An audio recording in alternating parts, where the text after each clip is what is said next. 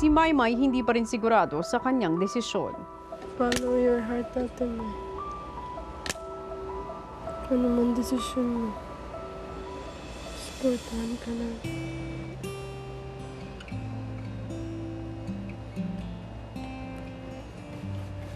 Lahat tayo may dahilan.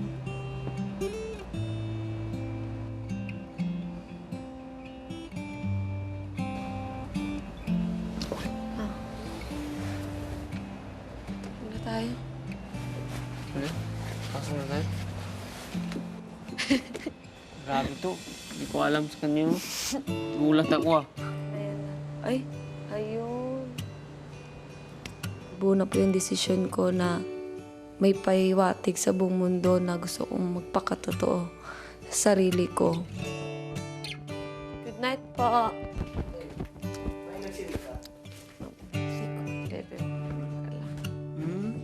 Kahit saan naman pa ako mapunta, parating may nagtatanong about sa kung ano talaga nangyari sa buhay ko.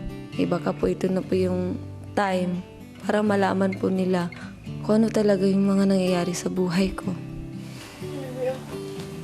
Last 20 seconds. Inisip ko po yung pamilya ko, kuya.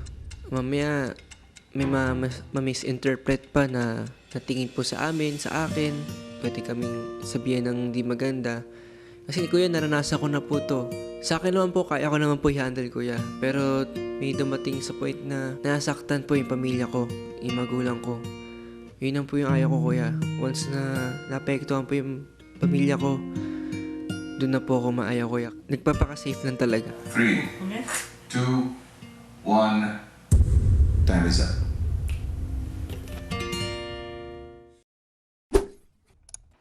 Hey, kapamilya! Be updated with the Pinoy Big Brother housemates by clicking the subscribe button and watch all the latest videos by clicking the I button above.